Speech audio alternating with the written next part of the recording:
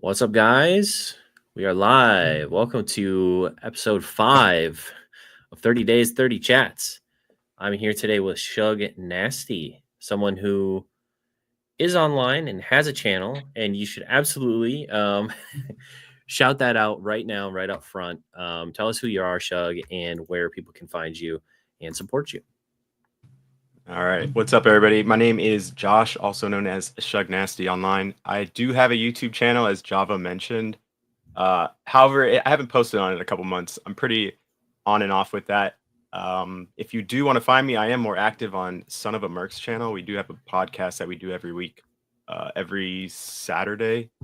And hold on, YouTube came on, so I got to echo. But yeah, we do that every Saturday. We just started that a couple months ago. So it's me, Son of a Merc, iFOMO, and Base Showcase. And we just kind of chat, talk about whatever, talk about Pokemon, talk about anime and other stuff. But yeah, there. And then Instagram, you can also find me on Instagram, Shug Nastee. Cool. So, also going to kind of your origin story. So, what should we know Okay. about Shug? How did you get into Pokemon?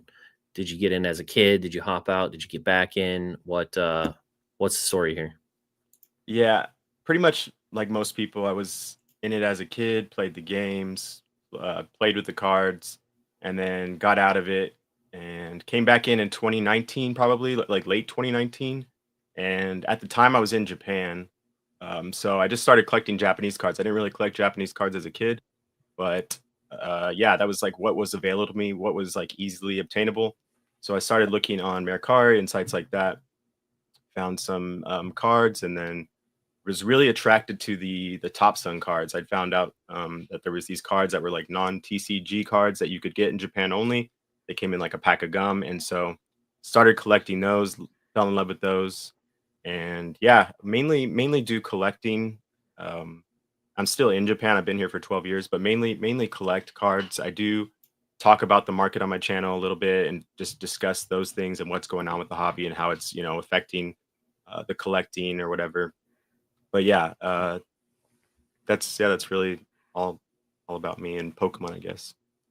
And what do you do at this point? Are you business focused? Are you more collector focused still? Are you a little bit of both? Like, how are you interacting with it right now? Yeah, a little bit of both. I mean, I like to say like collect like a collector at heart. I do enjoy these things, and like if everything went to zero, I'd still be happy to have all these things in my collection. But I do like the flipping of cards, especially the modern cards. With like being in Japan, it's easy to do first to market plays. Something I didn't do in the past too much, but with PSA Japan being here and the turnaround times were really good beginning of last or sorry, end of last year. No, middle of last year. End of last year is when they started like kind of backing up, but I was getting like bulk orders in like 2-3 weeks back. And so first to market plays were pretty easy for me. So yeah, I do the flipping of like modern cards, and then I just buy like sealed product and like hold it for who knows. If it goes up, it goes up. If not, I'll rip it with my kids one day or something. They have 3 kids and they play Pokemon and they play like the card game and stuff like that. So every so often we'll pull a box off the shelf and just open it up for fun. So Oh, cool. yeah, a little bit of collecting, a little bit of flipping, and it's nothing serious like the flipping or like money part of the hobby. It's just kind of like a fun thing. I do have like I guess an entrepreneurial like type of personality. I'm not very like I guess driven with Pokemon into like make it into a big thing, but I do like playing around and like seeing if I can make an extra dollar here and there, I guess, for fun. Okay. So more Yeah. of like a definitely like a side hustle kind of hobby collecting vibe, Yeah. It's essentially. more it's mostly for fun, yeah, but yeah, I do like making a couple dollars here and there when I can if I see opportunity. Okay. So if it's a side thing, if you don't mind me asking, what do you do for main work? So I work on a military base here in medicine. I work at a hospital here in Okinawa, Japan. It's a U.S. military base hospital. But yeah, Oh, that's cool. that's what I do, and I've been doing for that for about the same time as I've been in Japan, 12 years. I was previously a Navy like corpsman, or it's kind of like a field medic. So I did that in the past, and then got out here while I was here in Japan. Met my wife. My wife's from here, and then yeah, kind of stayed here and just I work at the same place I worked at when I was in the military. But yeah, Okay, awesome. yeah, That's awesome that the opportunity led you out there and you've been there the whole time and now you get to participate in the Pokemon stuff out there. That's pretty sick. yeah, yeah. I love it out here. It's nice. Okinawa is like I think we were talking about this before. It's a bit different than mainland Japan. If people aren't familiar, it's kind of like it's a tropical island on like south of Japan, a couple hours by plane. But it's kind of like I describe it as like the Hawaii of Japan, Hmm. pretty much. Yeah, I was I was thinking about because I'm going in October and I was like, man, it'd be really fun to fly down to to travel down to Okinawa and see, because I'm gonna be in Hiroshima, so it's probably not that far away. And then I looked at a map and I'm like, oh, never mind. Like it is way further down than I thought it was compared to mainland. So Yeah, um it's further south for sure.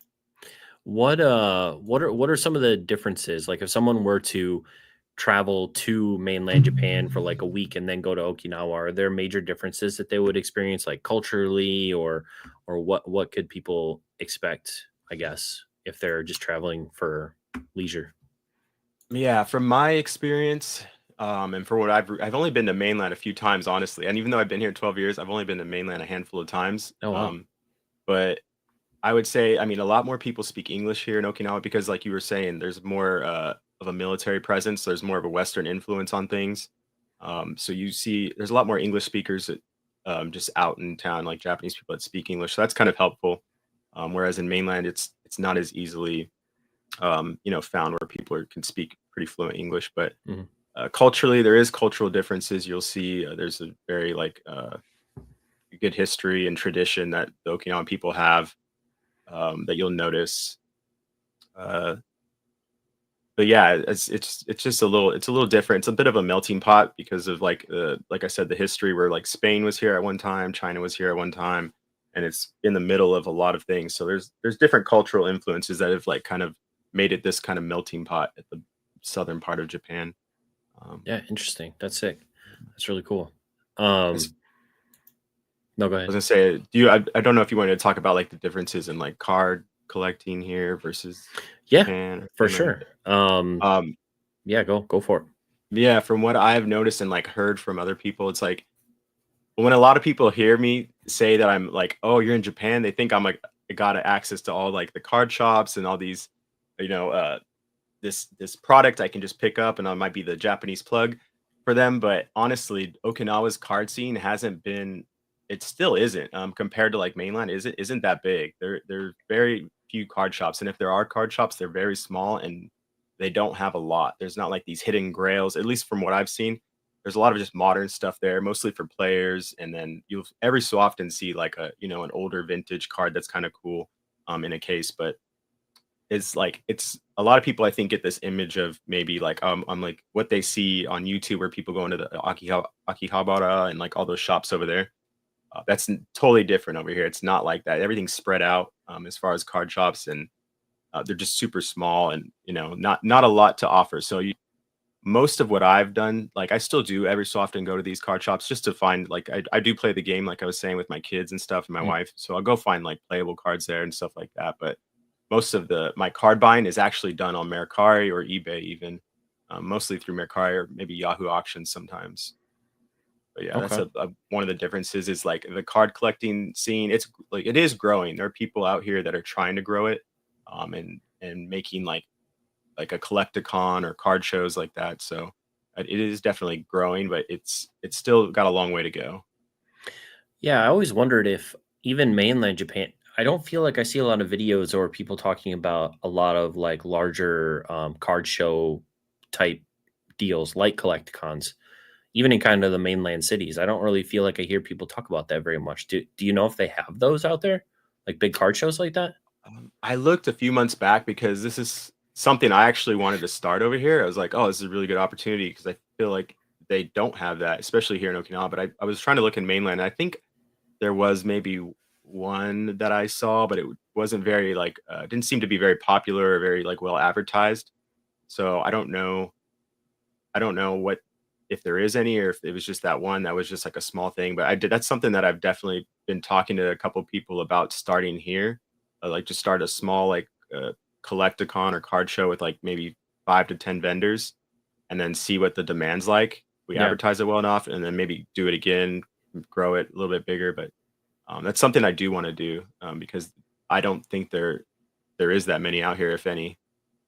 Interesting. Yeah, you would Yeah. think with like the large culture, especially in mainland, you would think that there would be a lot more of those bigger events and bigger card shows that happen out there, but Yeah. you don't hear And about there them may very be. much. Maybe I just didn't search like the right term, or like, like Yeah, dark, like somebody else may have better knowledge about this, but I couldn't easily find anything really, except for one that was like obscure and like not popular. It didn't seem to be popular. So gotcha. yeah. Thank you, AMPM Pokemon, for the 4.99 super chat. Don't let that smile fool you. Shug is a high-ranking yakuza. Oh Yeah, my man. tats. What's up, AMPM? AMPM's a good guy. He was on our podcast last week. He's Oh, cool. cool. That's Yeah, he's in awesome. the printing business too, so he's got some insider printing knowledge. Oh, nice. Does he print cards and stuff, or is it apparel or? No, I think it's on paper, but I don't know. I Hmm. don't think it's cards, but I'm not sure exactly what he prints actually. Oh, that's cool. I just know he's in the printing industry. Yeah. So you mentioned that being in Japan, you were able to take advantage, at least when PSA was a shorter turnaround time. Some of those early to market plays, because the Japanese product comes out, you're right there and available to it. You don't have to wait for shipping overseas. You can just kind of get it in and make some plays. And especially, it sounds like PSA Japan was pretty quick turnaround, even in comparison to English. I mean, English was like, um, I think it was 4 weeks, maybe 3 weeks if you were lucky. So to have it come all the way down to almost 2 weeks turnaround, that's pretty impressive. What now is the situation like over there? Because I assume that it's probably similar. Is stuff getting backed up? Is the turnaround times getting shorter? I would assume. What's kind of the situation out there now? What are you The looking last at? bulk submission I got, I had 15 cards just come back yesterday, and it was like a little over 2 months, I think. So 2.5 months, I believe it was. I waited Okay, from the time they got the package to when I got the package back. that might So be it's a little bit not faster great. still, honestly, than Is it? than the state. I have 4 subs out right now that are at 4 months. Oh, So wow. Okay. Yeah, I yeah, didn't know it was that bad. Yeah, that's good. I haven't sent one recently, so I don't know if this was my last sub that I had at PSA. I have stuff that I need to send sitting here. I don't know if you've yeah, ever done this where you just have piles like ready to go, and then oh yeah, I get lazy. Like I tell you, I'm the most consistently inconsistent person when it comes to like, because I'll have stuff ready and I'll buy stuff all the time, but then I just get lazy and I never submit, or it just yeah. sits here. I got an ARS sub too, like ready to go. Oh, So nice. Have you had an experience yet with them, or would this be your first sub with ARS? this will be my first one. So if people don't know, ARS is like a grading company out here where they do their slabs. They're really nice quality. They're really heavy duty. They're actually, I don't, they're heavier than BGS or Beckett slabs, but they feel a lot nicer. The plastic feels like premium or whatever, the acrylic.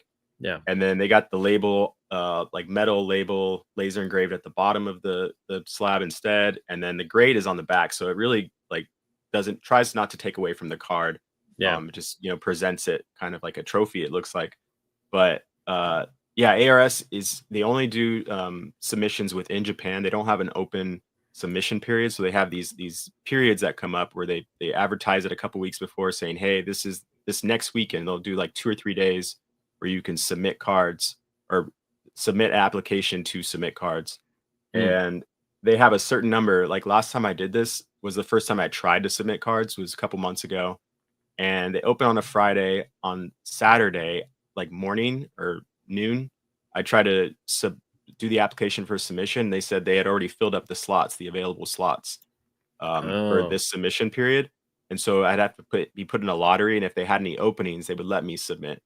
So it was like with less than 24 hours, they filled their available slots, and they do this, like I said, every 2 months. There's a submission period, and it's maxed out at 20 cards per person, so it's interesting. pretty difficult to get in. Yeah. So this time the next submission period for ARS is the 25th. It opens 25th of April. and I'm going to, like, as soon as it opens, I'm gonna try and submit my application so I can send my 20 cards off to them. But Yeah. yeah, I've only held like a few ARS slabs. I've never submitted my own cards. But they feel really nice, and I have a few off-centered cards that I want to send that I think have a shot at a 10 just because of they were centered poorly. They got like, I don't know, sevens on in PSA, a couple tops and hollows that are just really off-centered. Oh, But sick. Yeah. I like those yeah, prisms. Yeah, ARS is an interesting one. I do like the slab a lot too. I like that they really tried to do something different that looks really premium and nice. It makes the card almost like a trophy where it has the, kind of the metal plaque explaining what it is, and then yeah. it is really nice. I like it a lot. But like you said, the centering is a little. I think they say on their website that they have like a pristine grade that they consider centering, and then kind of everything underneath it they don't, or how, I forget I don't exactly how remember. that's. That might be the case because I forget. I was thinking about this a while ago, and I did a video like a year and a half or 2 years ago about it, but I don't honestly remember. I just remember centering not being an issue. They said it's not a issue of condition. It's doesn't affect the condition of the card. It's Yeah. manufactured that way. But for the 10 plus, because they do have a 10 plus grade, maybe that is because a lot of the 10 plus cards I've seen are well centered when I see them online. Okay. Even the 10s, I see them well centered. So people are sending not just the off centered cards to ARS. ARS does like really well in Japan, actually. Yeah. Um, and then it does well overseas. I saw the 151. There's other examples, but the 151 Mewtwo, the AR, the Japanese version from 151, Mhm. that in an ARS slab and a 10 sold for like $80 on eBay, I think. And it's like, I don't know what that card sells. It's like 30, right? 35 maybe in In a a PSA PSA 10 thing? slab. Yeah. I don't know Yeah. what it is now, but at that time it was like At 30, the time, 35. But it was cheap. and this was like a few months back, but I was like, damn, $80, that's a good premium. I don't know how many sales were that was at, Right. um, but I've heard other people say the same where they see ARS slabs at a premium, and maybe it's because of the way it looks, or maybe because it's so limited and you have to be in Japan. I don't know. Yeah, the limitations is an interesting thing. I think I'm trying to remember my last tag sub if there was like because there was a timer at the top.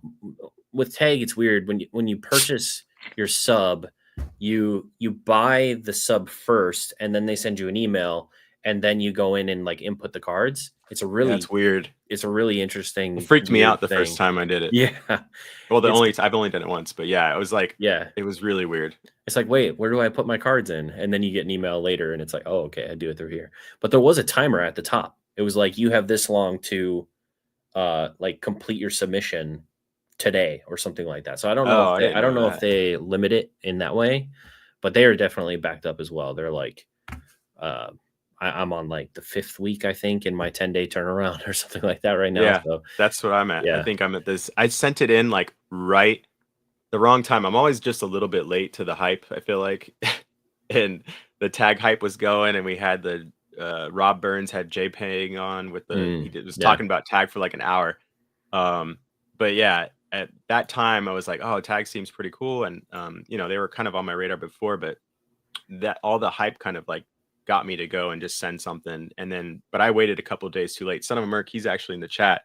He sent it like a week or something before me, and he had to wait a little bit longer. But I think he got in right before they really got backed up. And so I'm waiting on like 30 cards right now for like about the same time as you, like 5 weeks. I think it's been there. Yeah.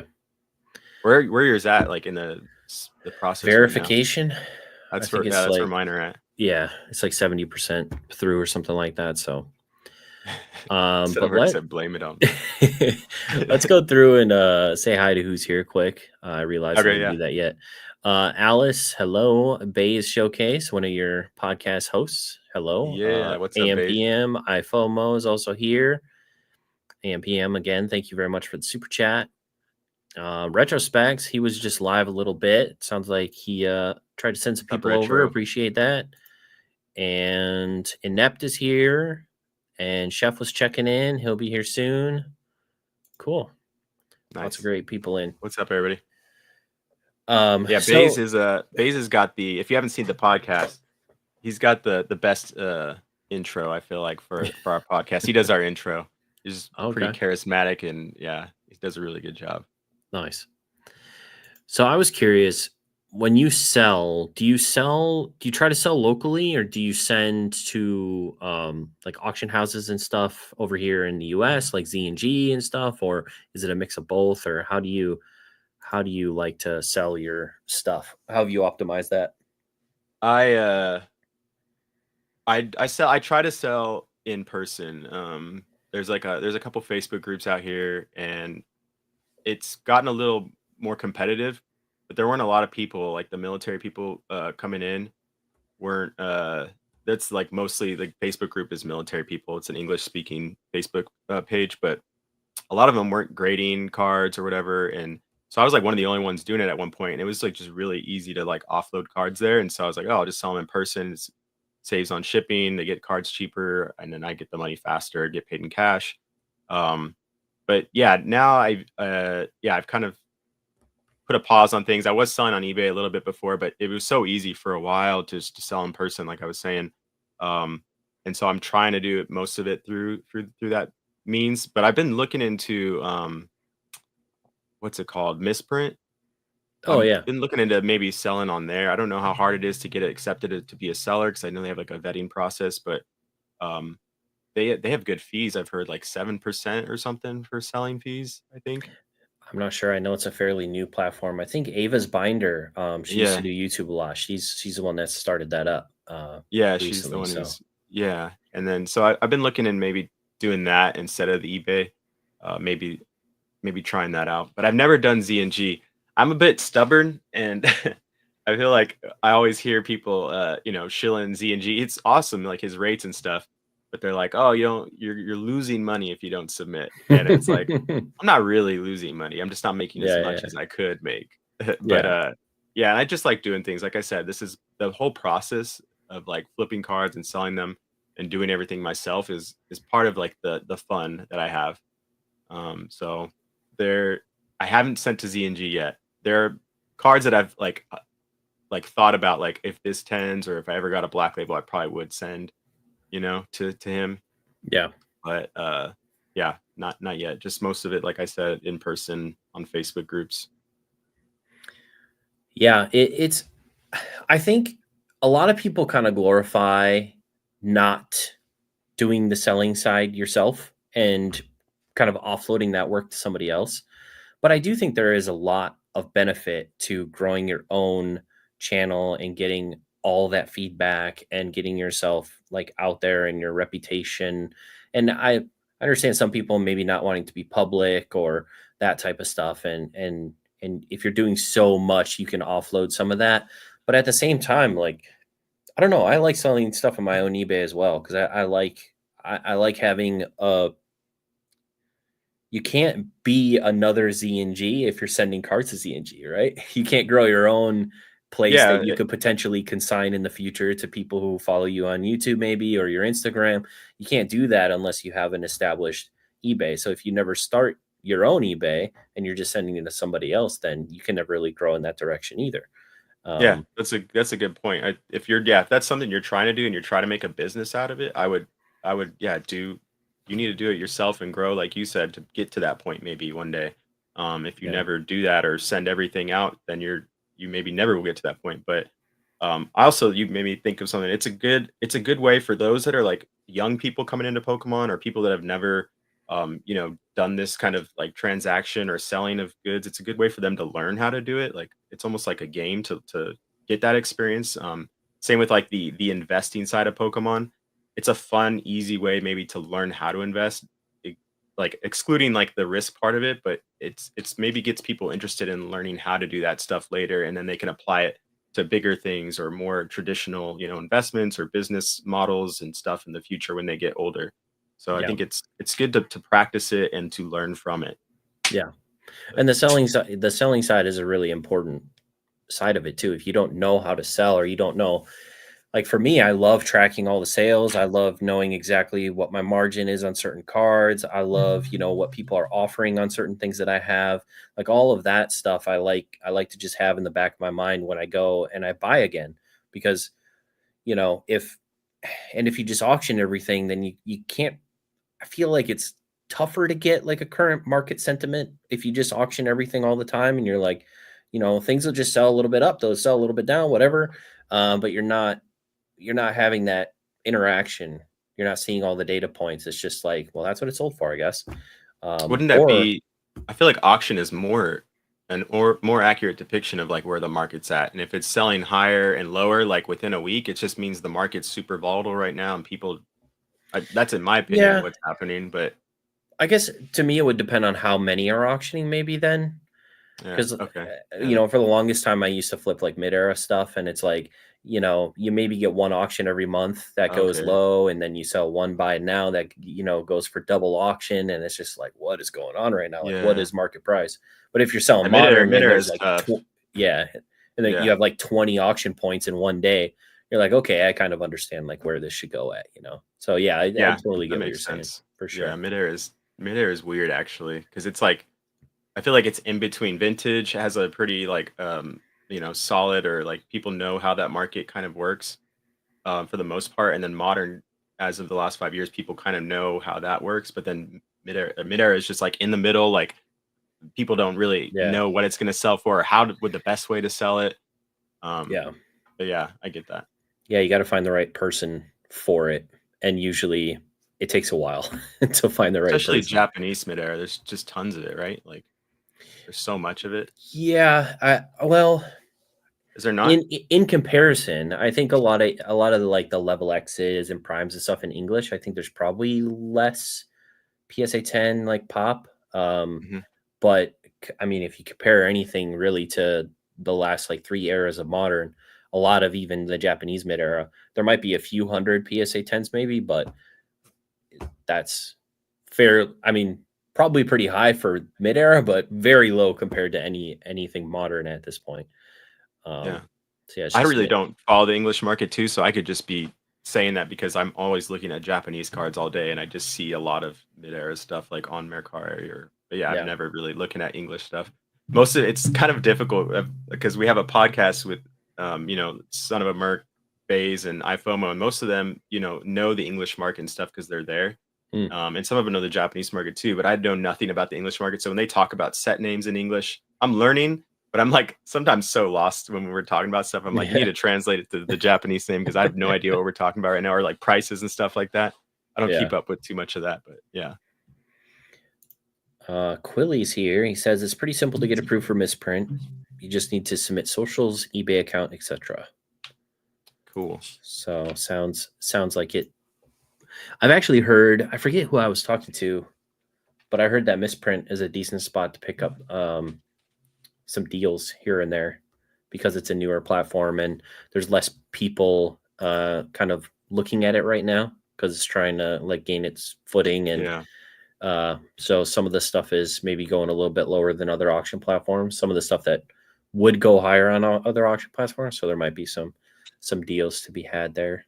But yeah. From my understanding, doesn't it like work like you could put out like a filler, like I want to buy this card for this much, and then if a seller will see that want to buy post, and then they can just be like okay, and then the deal's done.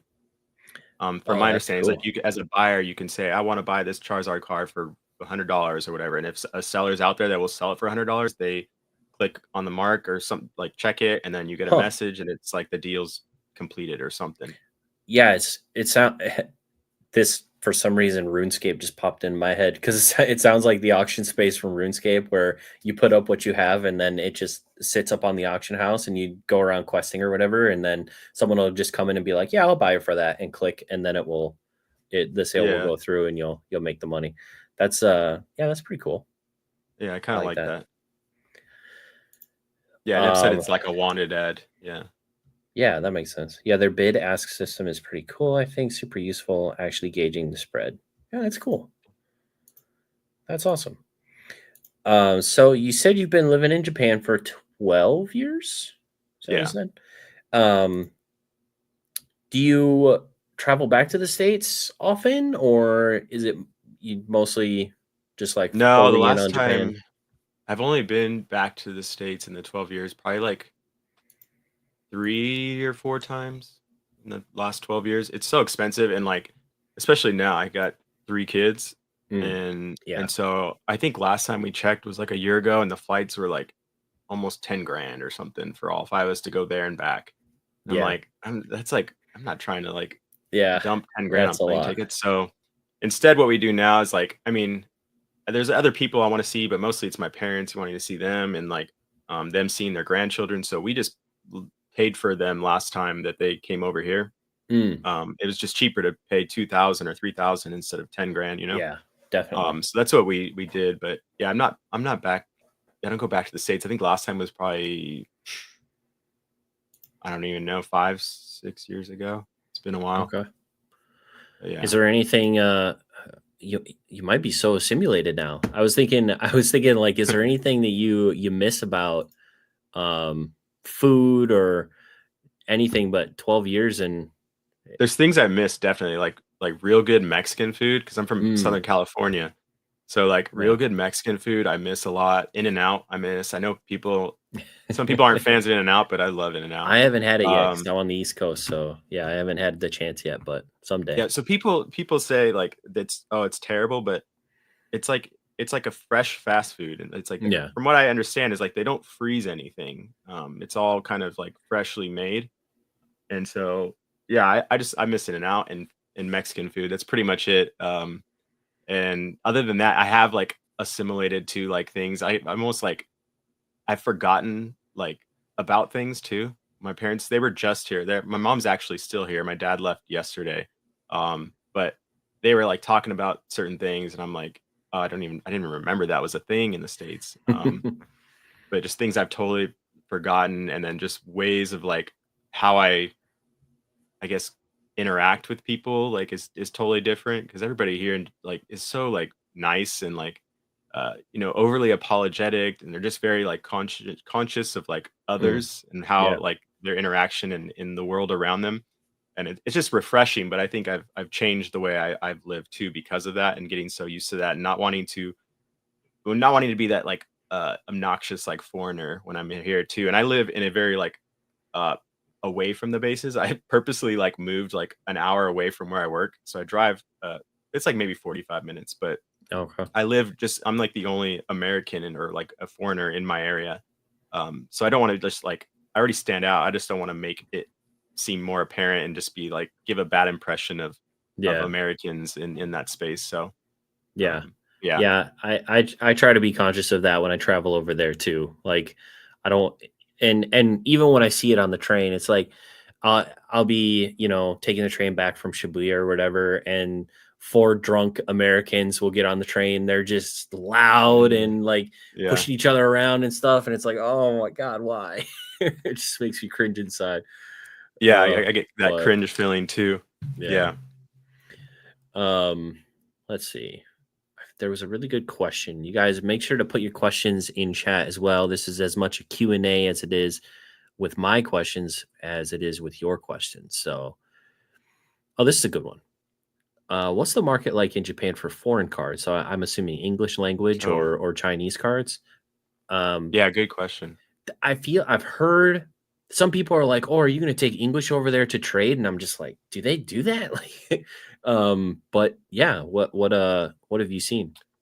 So in the past, I think it was not as common. Like there was no interest. I forget who was talking about. It was either Brian for Pokemon or some other YouTuber was saying they try to do some backwards arbitrage.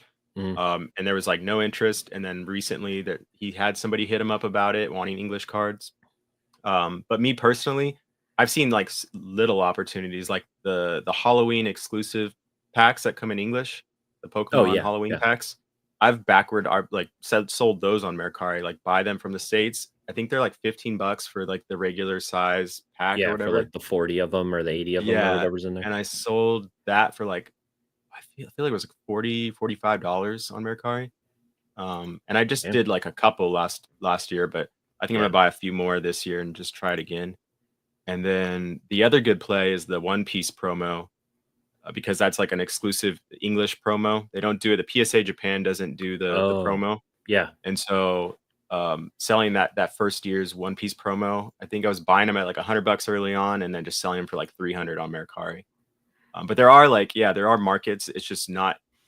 it's not like generally like all English cards are able to be sold like very liquid on the Japanese market.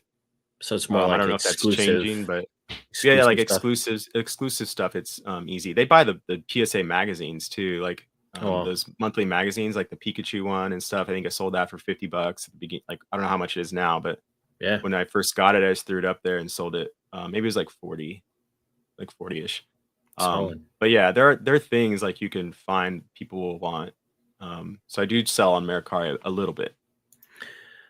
I wonder that makes me kind of wonder about the the Greninja and Kingdra promos for Shrouded Fable. Yeah, I wonder how those would do over there since they're really kind of sick in that Japanese kind of art style, and then on top of that, I'm sure they've gone exclusive to up. English. I'm sure they've gone up, and I'm sure people buy them because I think a lot of people were betting on them coming in to Rastal Festival or a set like around then. And Yeah. it just seems like it's never happened. Which is yeah, something that's kind of like seemed like more recently in Scarlet and Violet. Like English is getting a lot more promos than they or like exclusives than they Mm, used to. And I don't know if that's on purpose or if that's just by chance, but yeah. I would bet I haven't looked in a while, but I would bet that they're probably gone up because of they haven't come out yet, and who knows if they will. So people are trying to get them now. Yeah. True. Yeah. That's Yeah. interesting. That's interesting. I might have to. Oh, that's a question I have then. When I guess at card shops in Japan, do they normally operate off of buy lists, or can you go in there with like a binder collection and be like, "Hey, I've got this for sale. You want to buy this?" Or is it like you got to have the things that they're specifically looking for on the buy list, or is it, or could it be both? Do you think? I think it depends on the card shop. Like I said, there's not that many here, and Mm, they're small.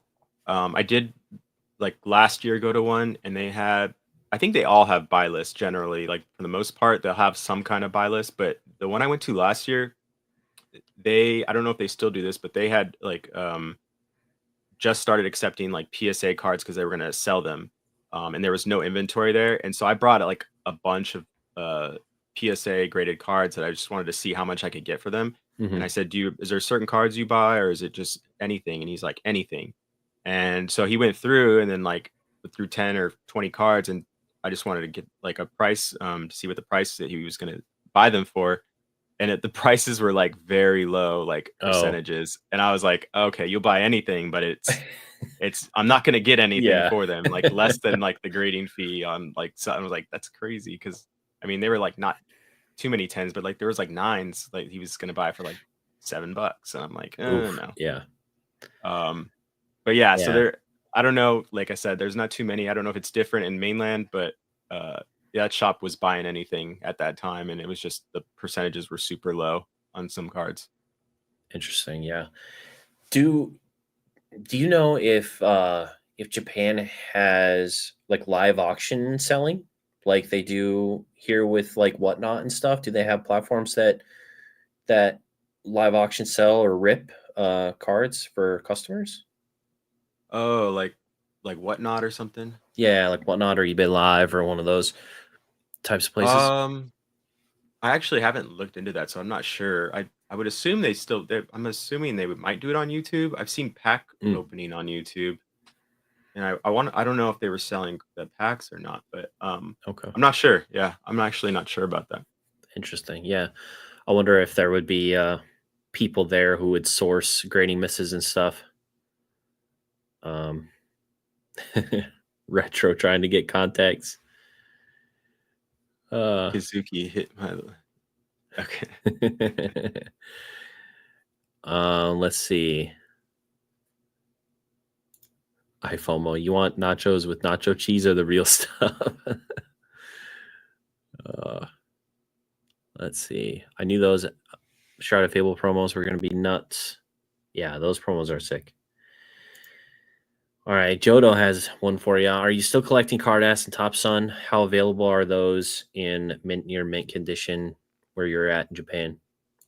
Yeah, I am still always collecting Card Ass and Top Sun, mostly Top Sun, because that's what I love. Actually, the most recent, I graded this Gengar. Some people have seen this, but I graded this Oh, hell yeah. Blueback Gengar in a 10. Oh, Um, nice. And then I graded a Flareon. I don't know, it's somewhere back there in a 10. But you could still find cards. I'm not sure if it was just the cards I sent, but I did send a lot of Top Sun cards to PSA. If you've seen my 109 PSA card submission, like one of my first card submission or like videos on my channel, I got like wrecked. There was like 5, 6s, and it was like my first submission. So maybe I just didn't know what I was doing. But then I sent like Top Sun cards to PSA Japan like over the last few months, and I've been getting like higher grades. So I don't know if I'm just better at pre-grading or there's a difference in how they grade the Top Sun cards here in Japan. I don't think it's maybe a little bit of both, but Yeah. there's probably not too much difference, I would assume. But yeah, I'm definitely still collecting Top Sun cards. They're less available, like the mint and near mint copies. So you really have to like be hunting for them or be willing to like pay a lot where like the price is like raw, like you're buying the raw card for what it would be graded almost.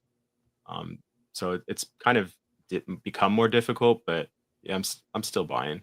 I think I was talking about this to somebody else the other day, and they were asking like, it might have been iFOMO. How do you price cards that aren't like selling like very often, like the Top Sun hollows, like these ones that don't sell very often? How do you price those? Yeah. And I was like, honestly, like how do you comp them? He was saying, and I was like, honestly, I think I'm probably the one setting the high price, or I'm the one buying at the high price. So I really don't care like too much what it is going for. It's just if I want it, I'm gonna probably buy it because I love Top Sun cards. That's pretty much the reason. Yeah. Yeah, they're super cool. All the ones you showed so far are super sick. What is just for viewers reference, what does a Gengar like that? What's the value of something like that in a 10? I think it's like pop 7 maybe. Oh wow. The blue back. But the sales, there was no recent sales I could find on eBay. There was one listed on eBay for 2,500. Damn. So I don't know. I That's don't sick. know. I couldn't find a sale history on it, but it's like pop 7, and then yeah, that one listed for 2,500 last I checked. That's awesome. But Yeah, it does make you wonder, like you were saying, you were getting kind of smacked sending some Top Sun stuff to US Japan or a US PSA, and whether or not Japanese PSA would, I guess, maybe know better how to grade those, since they're, a card that's more local to the area, and maybe those graders or those collectors have actually held those cards a lot more and have history with those cards more than people over here in the US, and just understand the card stock and what they come out of the cases looking like, or yeah, maybe it was just an anomaly at the time. But that's what I was thinking, kind of. I was like wondering if that could be the case because like the cards didn't release, like you said, in Japan, in the US. They grew up with them as kids, probably. The graders. They're probably people around our age, so they probably grew up with them as kids and are familiar with them. So yeah, maybe I haven't done enough sending of the Top Sun cards to PSA Japan to find out, but I haven't sent any hollows, I don't think, to PSA Japan. Just the blue back regular cards, but yeah, it's something I've definitely thought about. Like maybe they just understand it, like you said, more, but who knows? yeah, I remember seeing, was it PokeRev that opened a box of them and sent all the cards Yeah, and just got completely destroyed? you It was got like just sixes on tons of the whole sixes and box. said, yeah, it Yeah, was brutal. I wonder if he still has those. I was gonna message. Do you know Axie? No, I don't. Axie's his editor. Oh, okay. But he's pretty good about responding to things, and he sets up the videos sometimes, or like he'll source a product for videos and stuff like that. Mhm. And I was gonna ask him if Rev still has those, because I would thought about buying them if they're all pack fresh and just sent to PSA. I thought about just asking him like, would he sell those to me and then crack them all out and send them to the PSA Japan That maybe? would be a really cool video. Yeah. And yeah, that would. I wonder how that would do. Yeah. But Yeah, it'd that'd be be a a good good test test. Yeah, experiment. Yeah. for sure. Jake, we kind of mentioned this earlier. I think you said it was about 2.5 months your last sub in Last Japan. sub, yeah, 2.5 months. So a little bit better than ours currently. Have you noticed Um, anything? Sorry, it's a question for you. Have you noticed mhm. any differences in like since PSA put out the change or like put it on their website, the change in centering and how they're uh addressing the tens like 55-45 now instead of 60-40? I mean, if you go by what people post in Discord, a lot of people have been getting a lot of not tens, That's what especially I've heard. English cards. I haven't gotten any subs back since they changed that wording, so I'm a little bit worried about, what I sent. But yeah, I'm not sure. But yeah, a lot of people posting about how they're getting like 20% 10 rates now when they used to get 60 or 70. Man, But I don't know if it's hard to know. It's really hard to know. yeah. That's According to Nat, they didn't change their scale. They just changed the wording on the website. So yeah, I don't think so. according to him. Um, but yeah. Uh Bay's showcase. See, I said it. He said, JavaAkuma, say my name one time. I want to squeal like a schoolgirl. Only if you record a video of you squealing like a schoolgirl and you send it to me on Instagram or something. Oh, he'll do it.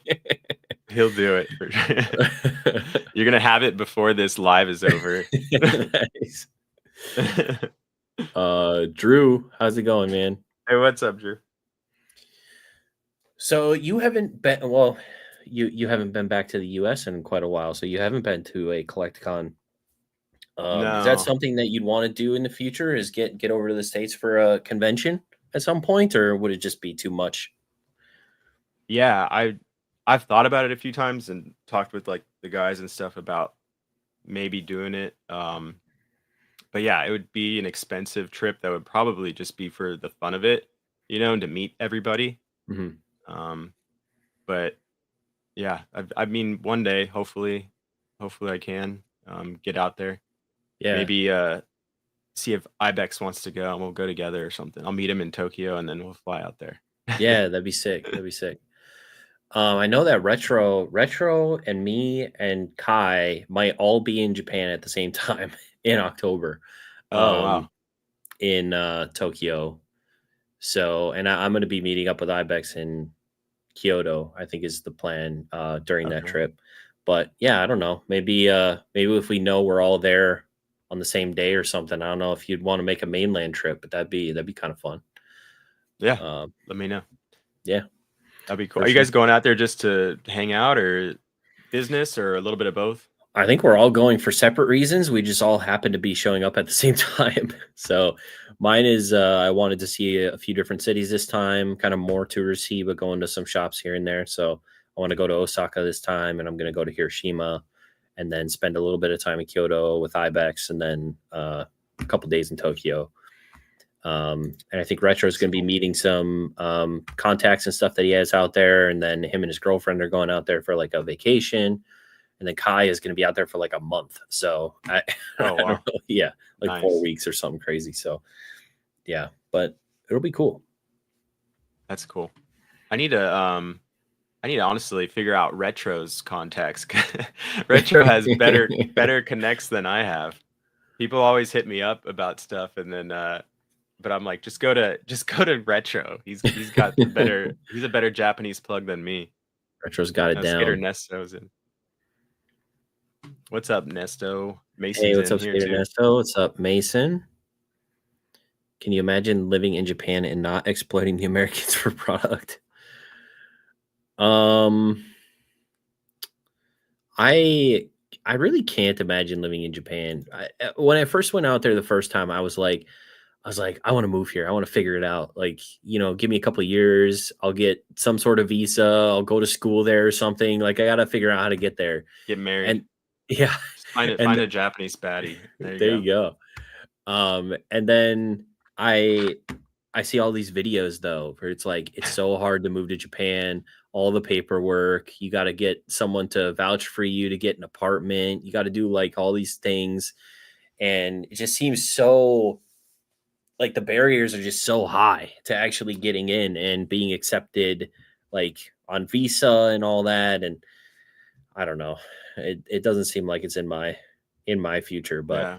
You could do a student visa if you like just there's like a language school you could go to, and if it's just like you're learning Japanese and it's like 4 hours a day.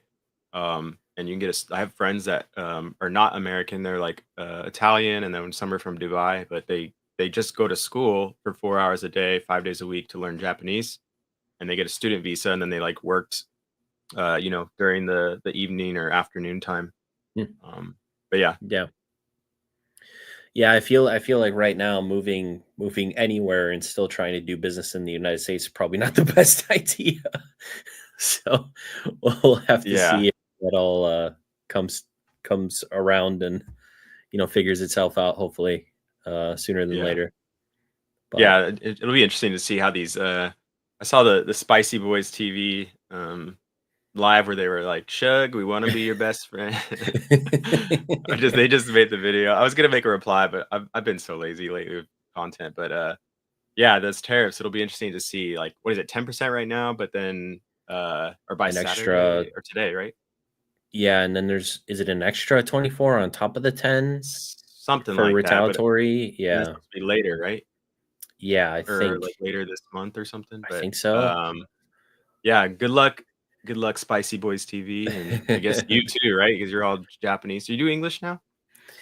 Dabbling a little because I think Okay. there's a lot of money to be made still in English, and I haven't really touched that market at all. So I've been going to more shows, local shows, and collect cons and trying to buy English and get more comfortable grading it and pre-grading it, stuff like that.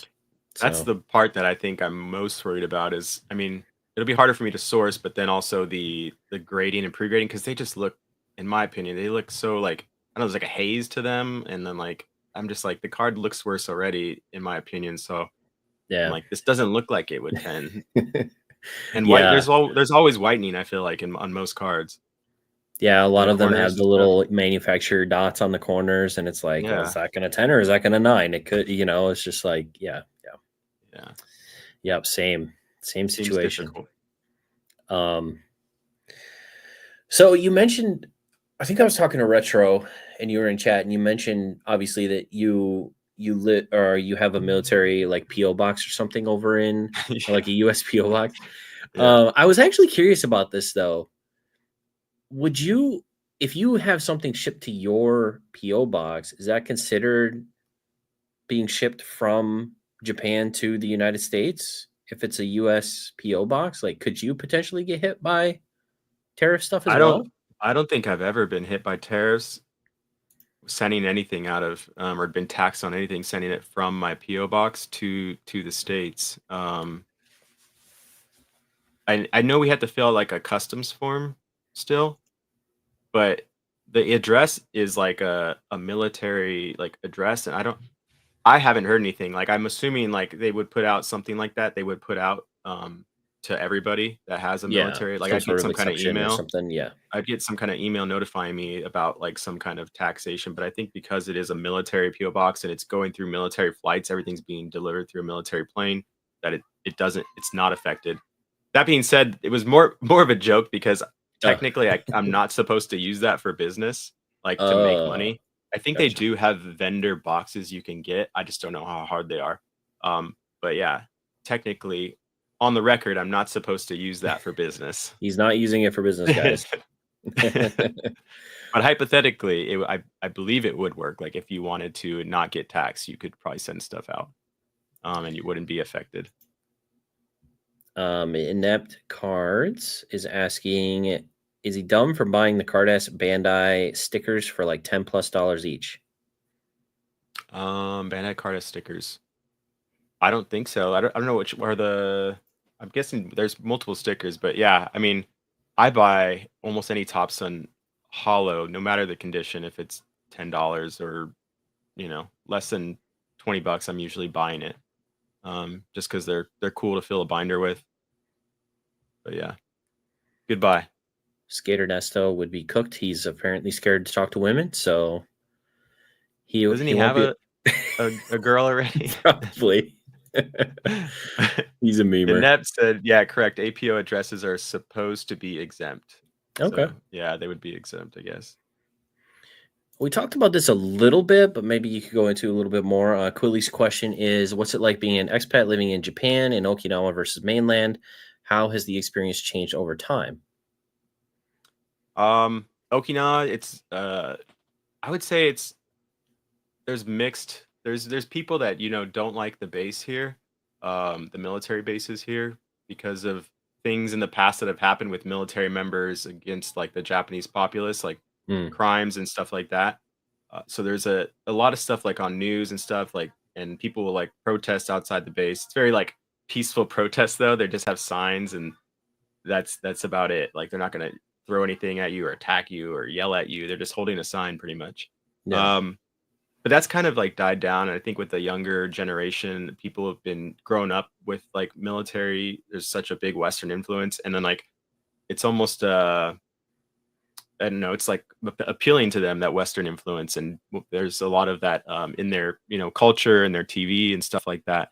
So personally, my experience has been like really, really nice. I like the people, like I said earlier, everybody's super nice, everybody's super conscious of each other and like um wanting to like just they look out for each other. Like one of the cool things with my kids and like why I like being here is my kids can like walk to school. They're there's the two older ones are first and second grade, and they could just walk to school in the morning.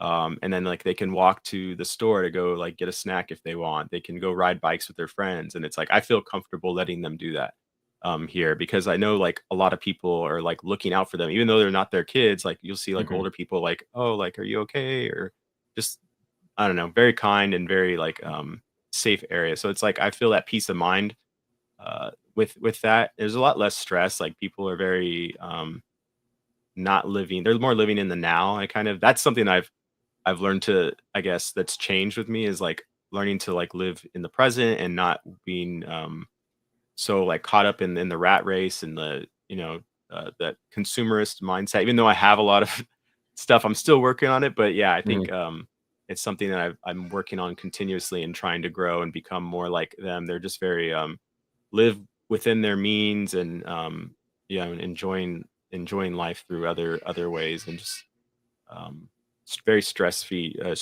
like experience here. I guess. Yeah. Yeah. That was one. I might have been the first or second time I went to Kyoto. I think I got there right when school was getting out. And that was a very weird experience seeing just like these little kids with backpacks Yeah. that are Right. like almost as big as they are, and they're just walking Yeah. home by themselves. It's like this is Yeah. totally different. Like, Yeah, the first time I uh, got here, I was like, I was like, "Is that kid okay?" Like, I was yeah. like, "I need to go find his Is he mom." Like, he's lost? just walking by himself. Yeah. Yeah, that was a shock too. Yeah, there's a lot of things that I think I've forgotten because 'cause I've been here so long, but yeah, looking back, like when you mentioned them, I'm like, oh yeah, I did. That was like very like weird. It's also very clean. Like coming from Southern California, where there's like just trash like on the highways or the freeways or whatever, like Yeah. or just on the streets. It's like there's none of that here. Almost like there are areas you could find, but like for the most part, it's very clean here, which is like one of Yeah. the first things I remember noticing when I got off the plane. Um, I guess, I didn't answer this too, like, as like, living I guess my experience with, like, meeting my wife's family, that was kind of like it was easy. My wife's parents are split, so meeting her mom and that side of the family was, like, very easy. They were very, like, accepting and excited, but her dad's side of the family, like, lives up on the northern part of the island, and it's very, there's not a big military population there, and it's more like, a lot of older people and traditional, like, old houses and stuff like that.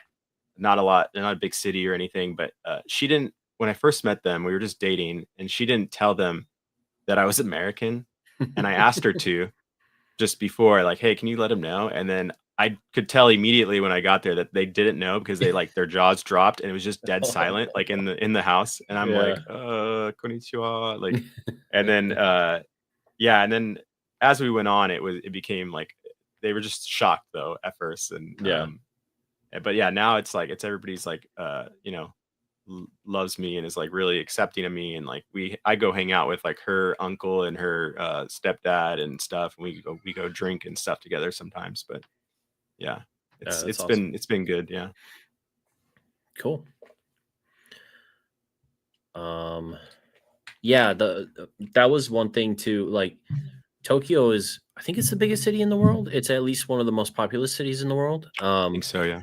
And 90% of it is super clean. If you go to Shinjuku at the right time of night, there is trash everywhere.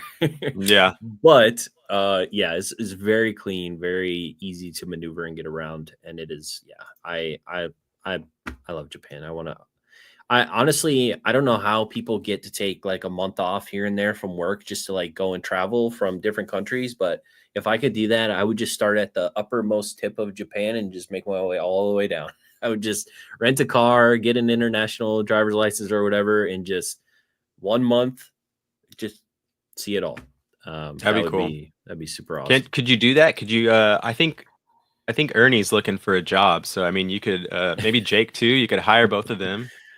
And then yeah, and then you could take your month off. Yeah, I'll hire Ernie to do my day job, and then and then I'll take a vacation. Yeah. Are you just do this full time, or do you have a day job? No, yeah, I have a day job. Yeah. Oh, okay. I thought you were full time now. No, What no, do you do probably. for your day job? I'm a web designer for an emergency Okay. management company. So it's like a You couldn't you do that from your computer though, or remotely, or no? well, I have meetings and stuff, and the time difference I don't think would be That'd be conducive to difficult. yeah, Yeah. since it's Yeah, like a that's one of 13 the hour. reasons I'm never like I'll pop into a live and like leave a comment, but I never stick around because I'm always at work when everybody's on a live. It's it's just that's like one of the things is the time differences here. It's like, yeah, I want to be in the lives or in the chats more, but I'm always working. Yeah. Um, What do you if you don't mind, what do you do at the hospital? I'm a medical assistant, so just I do patient care, do like the intake for the doc, and I get like a history of the patient, do Oh, okay. vitals, blood draw, stuff like Yeah. that. Nice. Um, yeah, Cool. Yes, we are. Well, I'm down to game we today, game and but probably around who's 10ish. is that Minecraft? Is who the no who made the Minecraft server? That Hive was mind. Hive Mind. I was wondering, Yeah. is that still a thing? Or that died? No. Yeah, it died. Yeah. I say all Minecraft servers I feel like Yeah. die. They eventually do. They go good for like a month, they go strong, and then they're just like they're dead. Yeah. Sapporo, Hokkaido, a trip. I would love that. Which Japanese beer is your favorite out of the main three, Ooh, the big three? Orion. Orion. That's not one of the big three. It's the Okinawan beer. Okay. Yeah, people Nice. call it Orion, but Orion is pretty good. The Mugi Shokunin is one of my favorites. If you ever been to uh Okinawa, you'll see it like T-shirts. They'll have like merchandise and stuff in the shops or at the airport. Out of the other ones, you're talking about Asahi, Kirin, and what's the other one? Sapporo. Sapporo. Asahi.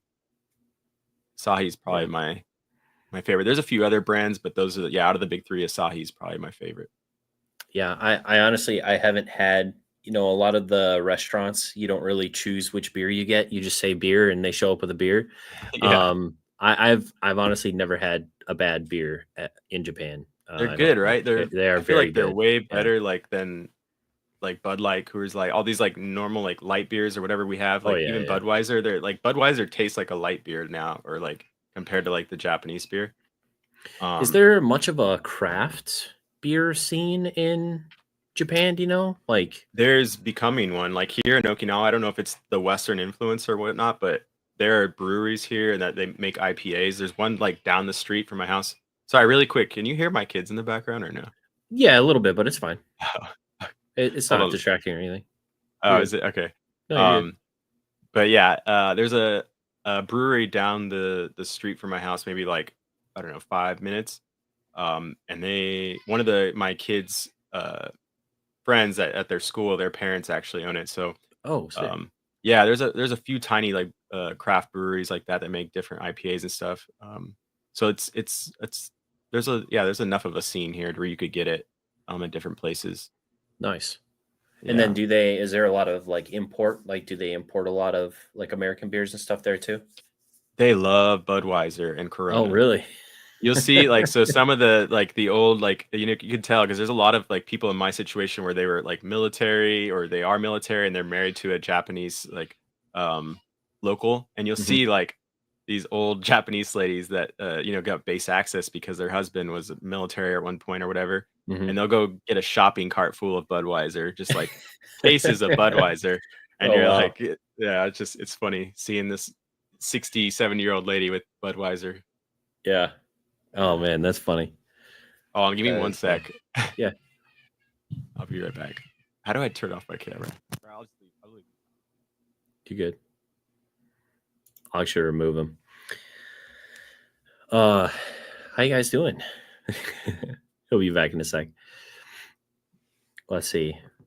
West Coast beer is built different. I haven't had, obviously, I've been to visit my brother in Seattle a few times, but I don't think I've probably had some local craft beers in Seattle, but nothing crazy. All right, we're back. All right, sorry about that. Can You're you hear good. me? Yep. Okay, yeah, my daughter's just going crazy. No, you're good. My wife's actually playing Pokemon with my son right now. He's in training for a tournament. Oh, nice. So we had this. Sorry, I'm not trying to derail. I don't know if you had a Oh, no, conversation, you're but good. there was this tournament that they had, a local one, and they actually made these fake cards. If you played in it, you got it, and then the winner got a hollow version of it. But um, Oh, I don't know if you that's could see cute. it. Yeah, So the that's character on funny. it is from the city. It's like the city's mascot. Okay. Um, kind of looks like his nose kind of looked like a nutsack. I think it's supposed to be a mustache. Yeah. But my wife, she ended up asking them. She's like, "Hey, like, is there any way we can get an extra one for my husband?" And they're like, "We're not supposed to, but like, okay." And so, yeah, she brought this back for me. I was like super excited Yeah, that's super for cool. that. But yeah, anyways, they're training for the next one. They're just practicing right now. Awesome. And they would be in like a junior division or whatever for tournaments? Yeah, it's so it's just elementary school. It's not, I don't think it's like a standard like format where you get points to go to worlds or Oh, anything. This okay. is just Yeah, like a gotcha. local thing that they put together for the first time, and they're like, I think 35 people were there, and it's like first to sixth grade can participate. And then sixth grade, the first and second place were sixth graders, and then the third place was actually a first grader. Oh, So wow. the kid, yeah, he was doing some work over there. Yeah, hell yeah. Yeah, that's sick. That's awesome. Fucking Ernie said, 40 to super 80 of 'em. cool. Can you, yeah. Oh, that's good. Yeah, I But think yeah. that's super awesome. I know Trainer Max came in the other night. It was like he was going to be competing in some big tournament with like a few thousand people at it or something in Tokyo yesterday. Um, so I don't know what that would have been. Something big out there. But yeah, Yeah. I haven't played. I've played some of Pocket, which I know is like a abbreviated version of the game, and then some. I've played a little bit of the base game, but not a lot. I We're working on you, Java. You just played Scarlet and Violet. well, yeah. I mean, I've played all the video. Are you talking video games? Or are you talking No, I was just saying we're the getting cards? there. We're Oh getting to yeah, the cards. You yeah, you just played Scarlet and Violet, right? yeah, You just yeah, finished it. yeah. Yeah. I just finished it. Yeah, Yeah. I didn't play the game until like a year or two ago I started the card game. yeah. And I don't know why. I think I was just trying to get the kids into it. And my son asked, like, because I told him they're not just cards you can collect, you can actually play. He's like, you can play with them, and then so I showed him how to play, and then he's really taken to it and really likes it. He picks it up so quick. That's Um, awesome. yeah, so he's in training to get me a world's trophy card one day. Hell yeah. Oh yeah, I But was yeah. actually for Scarlet and Violet. I was actually out there when the game came out. So I went to the Oh, okay. Pokemon Center. Oh, which one is it? The one with the Snorlax in the front where the I've only Pokemon been to the one here Cafe is. actually. Okay. Yeah. Um, and that was super cool. Like there was a whole line and everything. People are, had their pre-orders ready and everything. And they had I think it was Eevee and Pikachu in like the big suits came out and like walked Yeah. down the line and like were, giving high fives to kids and stuff. And it was a whole thing. It was super, super fun. Definitely wouldn't see that here. Yeah. That was good times. It was fun. Now you go to the Pokemon Center and you get your arm stamped with a black light stamp so they can know if you've already been there to buy packs or not. Oh, really? They stamp you? Yeah. Yeah, so they have like a limit on packs, and because a lot of people were going there and just going back in line and getting packs or boxes, um, now they'll stamp you with a black light stamp, and they check it before you go to purchase to make sure you weren't there earlier. Oh, Um, wow. yeah, I just went the other day. And two, like another thing, I know they've been taking shrink, like you're aware that they're Yeah, taking removing shrink the wrap off. shrink. Yeah. Now you can't even get the box. It's Uh like 10 i- packs or something? if you get no, I mean, but like if you have three people with you, that's 30 packs. You think you could get a box, right? Like Oh, without shrink wrap. They yeah. don't even give you the box now. They just sell loose packs. At least the one I'm at. Huh. Um, so yeah, we Damn. like we can't give out the box. And I was like, oh, okay, I'll just take the packs then, I guess. But Damn. yeah, That but you is could buy it pretty online. strict. Like I think the lottery is this weekend for Heatwave Arena. So we entered that. So if you get the boxes online, they're shrink wrapped and stuff, and they come to your house. I don't understand the reasoning behind it, but um, Yeah. Yeah, that sounds pretty dang strict out there. I knew that they were removing the wrap, which, to me it's like whatever. Like that's fine. If you yeah, limit it to one box and then you remove the wrap, it's like, yeah, cool. I mean, you rip it. A lot of people were selling them just shrink removed anyway for a little bit less, yeah, so I don't think it was really that big of a deal. Um but yeah, I don't know. It is yeah. It's a lot of other TCGs like here. I don't know if it's in the States, but here in Japan, a lot of TCGs don't come with shrink wrap. Like from the manufacturer, they don't like one piece. hmm, It's like a little piece of tape. Here. Here's a Detective Conan box. It's like literally just a piece of tape, like on top right here. hmm. I mean, sometimes it's just a clear piece of tape too, not even like a special like anything. So I think that's kind of common. That's not a thing, but yeah. Yeah, I think for the longest time too, video games out there weren't shrink wrapped. I think they didn't Oh, shrink wrap really? them until like GameCube. All the other games they don't come like quote unquote sealed like you would see Oh, them in. I didn't know that. Yeah, Yeah, that's interesting. But in America, it's like everything has a shrink wrap or everything is plastic sealed. around it, Yeah, right? Yeah, yeah, pretty much. Yep. yeah, that's interesting. Um, next they'll only let you keep common and non hollows. I don't know if they That's go awesome. that far. That'd be pretty crazy, but That would be funny. Akabane giving out play tests to tournaments now. That's a good one. Max was playing in Champions League today in Sendai, around 5K entries. Damn, that's a lot. Wow. Is Trainer Max I don't know if I've seen him on, has he been on any lives? I've seen the name. Uh, I think he was on with Nick and Dan at one Oh, point, really? Okay. I don't really watch that podcast but too he much. lives in Japan now. So Oh, he Trainer moved. Max does? Yeah, he moved there. I don't know, a few months ago at least. Nice. I think he's doing the student visa out there maybe, and doing the business from out there, utilizing a lot of like Z&G Emporium and a lot of like the auction houses and stuff um, over here in the States. But yeah, he's doing his whole thing out there. So Oh, that's cool. um yeah, I'm trying to think if I have any more. If you guys have any more questions, put them in chat. What do you think Okay. about tag? I got it. Okay, go. Do you want to ask your Oh, question? well, I was going to ask a question about Japan. So if you want to keep it to Okay, cards, we yeah. can. No, go ahead. Ask. What do you think is a Japanese dish that most people don't know about that most people should try if they go to Japan? Oh, that's hard. Um, that they don't know about? That is not like a Oh, okay. I popular got one one. that. Basashi.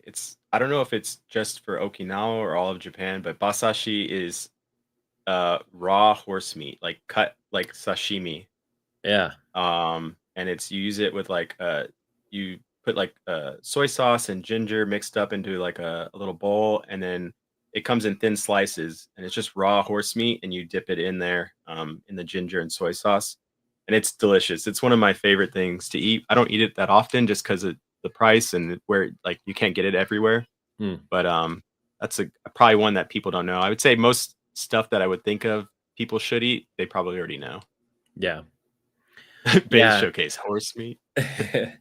I feel like for the longest time I kept hearing about sukamen, which is like it's like I think it's ramen, but everything's brought out separate.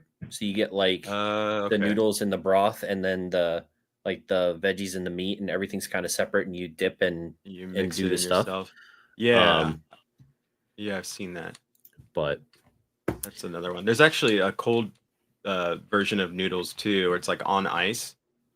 I on forget what ice. it's. Yeah, it's like cold noodles, cold broth on ice. There's actually ice in the bowl, Oh wow. and it's actually really refreshing. It sounds weird, but I forget what it's called. I think it's ramen, but yeah, that's really good and like refreshing when it's like a hot summer, night or something. Instead of Yeah. getting a hot bowl of ramen, it's actually really good. Interesting. Cold noodles. Yeah. I guess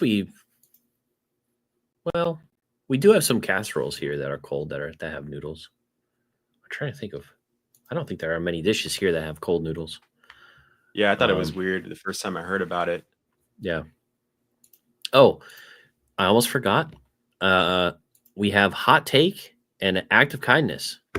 So basically, any positive experience you had with someone in the hobby, or if you saw someone in the hobby do something cool, or if something happened to you, or you did something to somebody else that was positive, and then a hot take.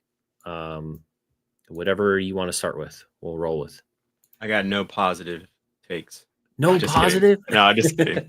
Um, I would say it's like a generic answer probably, and like the corny answer, but community or having that social connection with people is really nice, especially for me.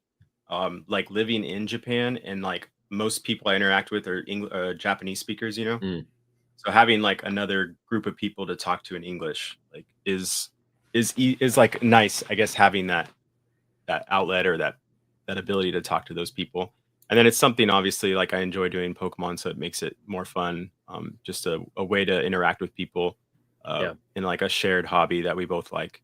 But I would say like acts of kindness that other people have like experienced is people that like, I don't know, like Professor Oak, the Green Shiz, people just sending like gifts randomly just cuz they're just like, "Hey, just wanted to send you like this card or this whatever, you know?" Yeah. And then Oliver from Sleeve No Card Left Behind, he's in the past helped me with my channel and like giving me like critiques on how I could like improve videos or like my thumbnails, like give me a lot of advice on like what to do with like thumbnails and stuff like that. And he's a pretty big channel. He's like 40,000 subscribers, and Yeah. he He's really still popped off. takes like the time to like, if I ask a question, to like message me back, and just he'll like send like paragraphs of like, feedback and stuff like that. So it's just really cool that somebody like that would, take the time to help me out. But yeah. Yeah, that's awesome. Yeah, I can imagine. It's another thing that I kind of thought about with the whole like moving to Japan thing is how isolating it could feel, especially if you don't know the language. Yeah. Because like I don't really leave my house right now, but at least I can if I do, I can go and talk to people in English and Sorry. and no, you're good, and have that sort of interaction without too many barriers. Whereas Yeah. if I had moved to Japan by myself alone, it would have been much even harder than it is now.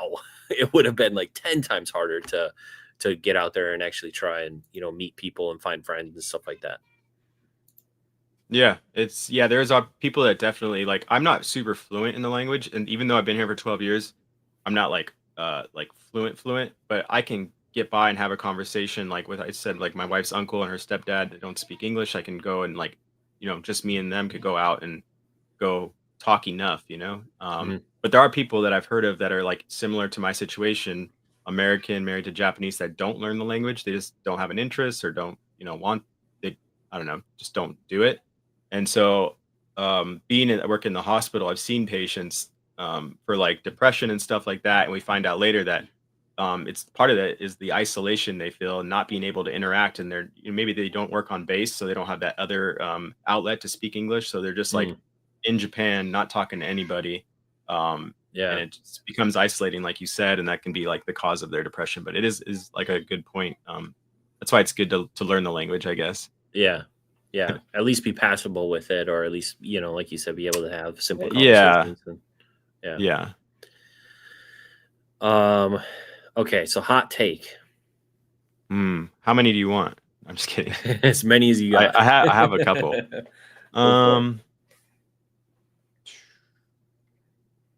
Okay, one I thought of. I had a few, but one is Pokemon fans not in the TCG collecting or investing space, like people that like merchandise, plushies, the TV show, video games.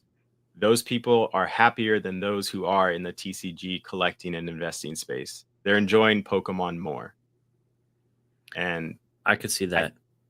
I think I forget who said it one time. Somebody, I think it was AMPM maybe, that said it. And he said it maybe not exactly the same, but that's what I interpreted it as. And I thought it was a really good, true, almost maybe hot take. Maybe some people don't agree with it because they're like, oh no, I'm a big fan, I'm just as big a fan, or I enjoy this a lot. But yeah, I think with how much investing or value has come into being a part of the Pokemon collecting, like collecting cards and stuff like that. And then how many people are trying to make it a business, either to make money or to continue collecting, to get that extra money to continue collecting. It puts like a stress on you almost, when it becomes difficult. Some people can do like really well and it's not stressful for them, because they're those type of people and they enjoy doing it. They enjoy the process. But there are people like even me, where when I'm really into doing the flipping and stuff, over some time, if doing it like several months, I'll get kind of like exhausted from it or burned out. And then I feel like, okay, it's not becoming a hobby anymore. I need to take a break because I'm putting too much thought into this. And I feel like a hobby should be more naturally come to you, and you should not have to think about it as much, and you should just be able to enjoy it. Like, it's a good way to turn off your brain and decompress. So I think, that's my hot take, I guess. Yeah, no, I agree. I think money inherently brings with it a lot of potentials for stress. And when you're spending so much, and like the flipping is like your side hustle or whatever, and you get a few subs where you get wrecked and you start to second guess everything, and all that stress is there because of the added money component. So a lot of people that are just playing video games, or have a nice plushie, or just like Pokemon in general, they don't experience that financial stress of being into Pokemon like people who have it as a side hustle. So definitely agree 100% with that.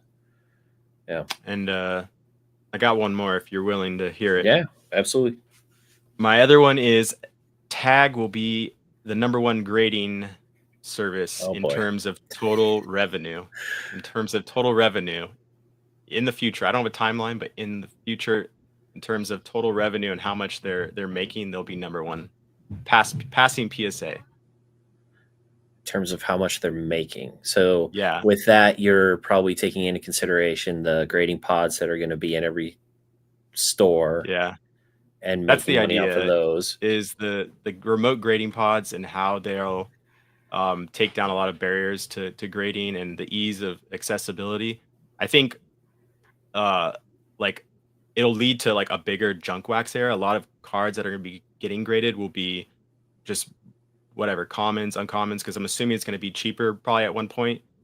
Because there's not all this overhead that goes into running a grading company out of a facility and paying a person to do it. So assuming that, those grading pods go into effect sometime, and then the grading's cheaper, I think you'll get a lot of people, more casual people, submitting cards for grading. And then you'll probably still have a lot of the high expensive, trophy cards or top tier cards being graded with PSA, and a lot of those cards will stay in the PSA slabs.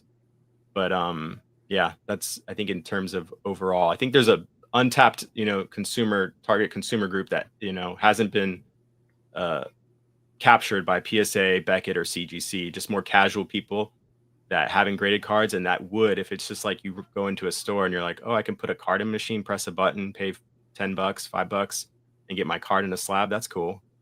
So I think we could see that, maybe. I don't know. It's a hot take, I guess. Yeah, no, that one's definitely a hot take. Java just had a stroke. No, my biggest problems with tag is not necessarily the grading itself, because I think if all of the stuff that they say is accurate, or in the future is accurate, like the scans that show you exactly why cards got what they got, and then it all makes sense, then I think that's an interesting feature. I think I don't I've heard other people say this too. I don't think the majority of graders want to know all the different things. Like I don't, and nor do I really care. But I guess I don't really grade to collect. I more grade to sell to somebody else. So I guess if you were a collector, maybe you would care that like your tag 10974 has 3 dings, one on the bottom left hand corner, one on the, like, all of that. But I'm just not sure how much people actually care, and then how much that's actually going to translate to people like knowing why a grade got the grade that it got. But I'm not convinced that those grading, like the dig reports, are accurate. And then at the end of the day, the scale is still arbitrary, still set by a human. Yeah. Whether or not if a card gets 4 dings and that constitutes a 9, that constituting a 9 is being set by a person. A person has said this many dings should give this card a 9 at the end of the day. So Yeah. But I don't think that's the reason why people will grade with tag. Like the large majority, I think it's going to be the remote grading pods. Like people won't care yeah, about the grading reports, and maybe the pods don't even give you the report. Maybe they just slab the card and say what it is. But I think just people that don't have a thought about grading are in a card store. They open a pack and they're like, pull an Umbreon or whatever, and it's like, oh, you can get it graded. Like, let me try it out. Or just they got a card yeah, in their binder and they would just want to throw it in the machine to try it out, and then maybe they realize, oh, grading is kind of cool. It makes the card look more special than maybe it is, or I don't know. But I could see it just more casuals coming into it and like just putting it in a machine, pressing a button, getting a card, and doing that. But like I said, I don't think a lot of like the trophy cards or high tier expensive cards will be converted to tag slabs. Um, I think a lot of it that they'll remain the PSA, the Beckett, the maybe CGC slabs. There was a post I saw today of somebody cracked all their PSA and CGC snap cards, and they put them in. yeah. They graded it with tag. Do you see that?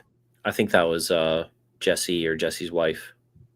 Oh, was it? Okay, Yeah, that makes sense then. yeah, I was gonna say I didn't know who it was, but I was like, oh, somebody's putting snap cards into tag slabs. But yeah, that makes sense if it's like somebody that's invested in the company. yeah, yeah. I think Um, it's one of those two. They've been doing a lot of that marketing stuff towards. That's frustrated me as well. I don't know if you saw the live stream that I did where I kind of went into it a little bit. I feel like I saw part of it, but I was at work, so I There's a didn't get little the whole thing. I got a little fiery about them on Instagram and how they are marketing tag to people. Yeah, um, they're like shilling it. But you said, were you the one that said they should have it like advertised that they're investors or something, or that they have some connection to tag in their bio, or no, my biggest problem was that they put something out. It was they cracked a black label and oh, they really? graded it with tag, and the caption was cracking this black label to see what the true grade is at tag. Okay. And it's just like a true grade literally Yeah, cannot exist. Like doesn't that's exist. Like you yeah, said, the company's setting the standards that the machine's spitting out. Like, yeah, yeah. yeah, So it's just kind of like yeah. yeah, true grade, whatever. But it's interesting to see. It did grade high though, right, on their scale. I think it got a pristine, maybe. Yeah, I think it Maybe. pristine, but it I think wasn't. yeah, it was high. It was pretty high.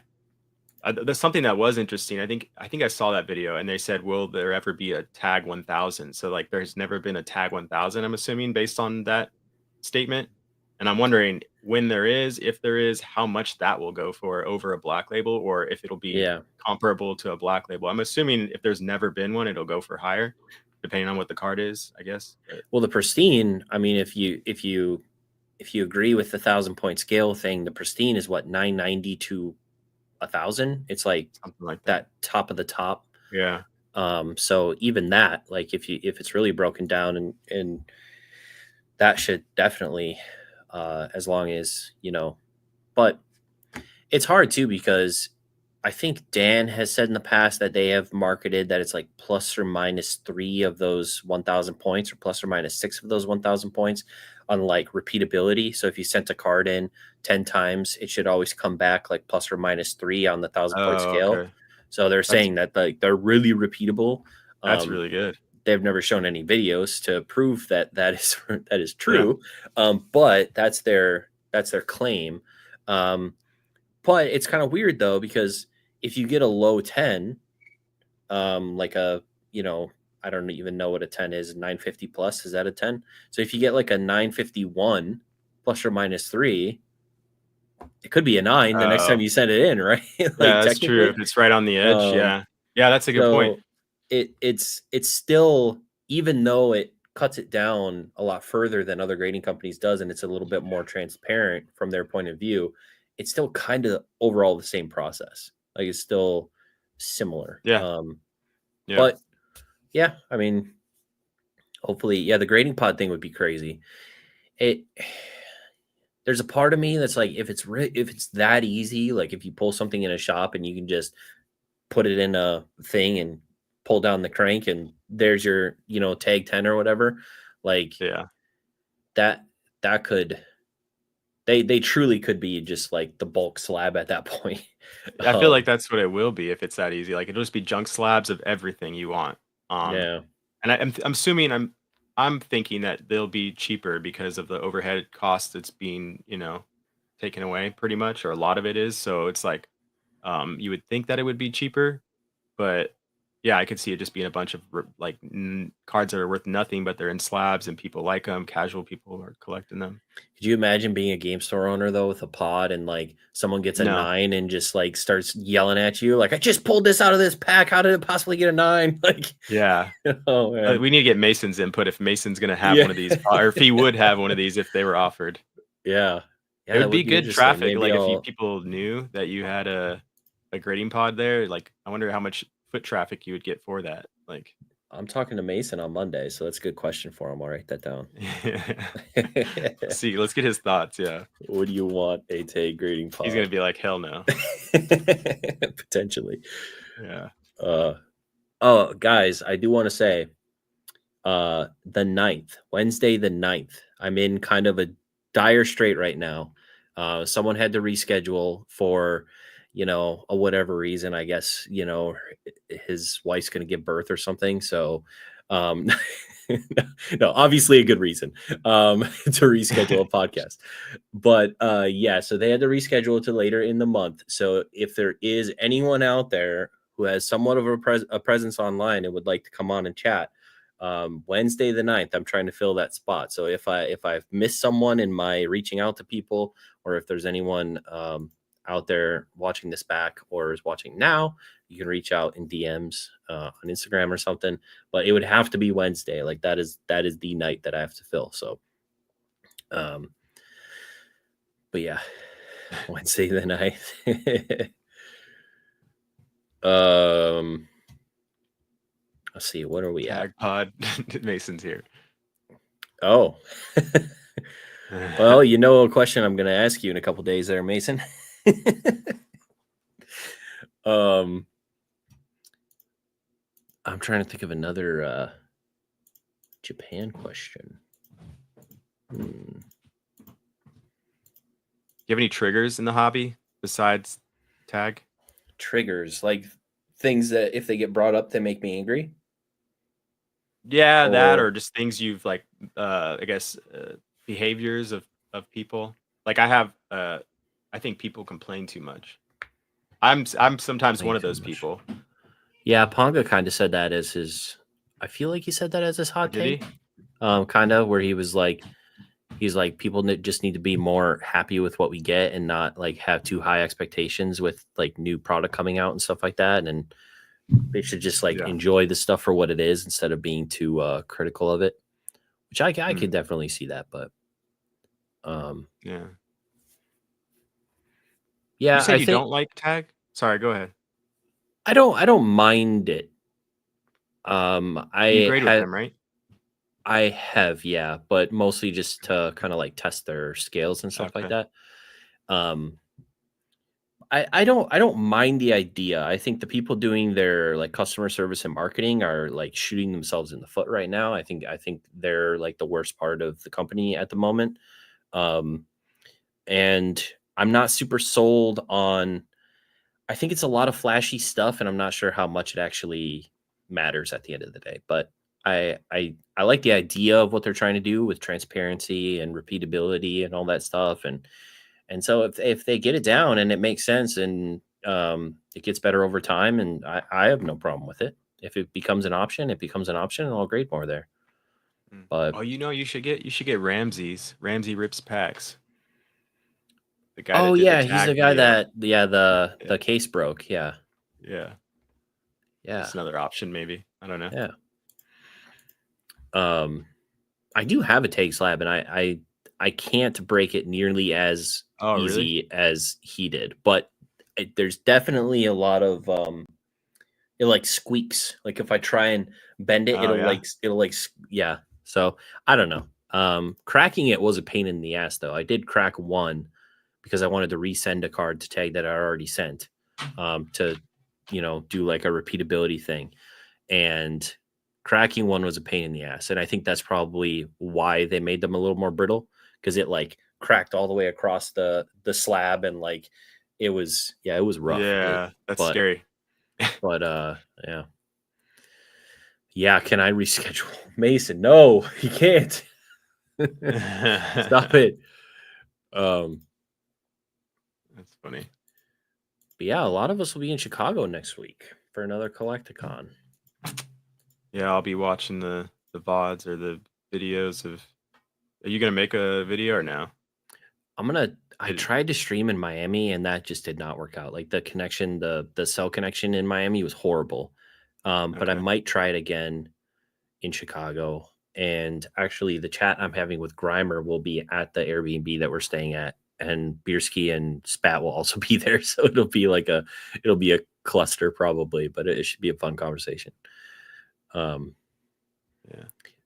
Oh God. We had this in our group chat the other day. Sword and Shield base or Scarlet and Violet base? Which do you think is the better set? I honestly don't remember what cards are in either of them. So Sword and Shield base has like a Marnie. It's got Snorlax and Lapras rainbow cards. It's got the gold Zacian Zamazenta. It's got a Marnie full art. Yeah, I'll take It's Sword and got Shield it's or got a Lapras full sorry, art. Scarlet Violet, Scarlet probably. Violet. Yeah. I Okay, like the Miraidon SAR. that's a good That one. one's Yeah, cool. the Koraidon and the Mirai, both of them are cool cards. Yeah. I do like them. I would say yeah. Yeah, I that yeah, that's one of my triggers, I guess. One of my Scarlet Violet. triggers is that people constantly try to pick fights with me on like what set's better, what Pokemon's better, what Yeah. everything. I've laid out the way that I evaluate that over and over and over again, but people just like, especially Grimer, he grinds my gears, man. He gets after me. Grimer is my is my My trigger. other you I just my other hot take you made me think of because you said triggers and then you said Grimer, so I was thinking of people that trigger you or me. Yeah. And my other hot take was gonna be was Alex is right. Alex was right. And then Oh no.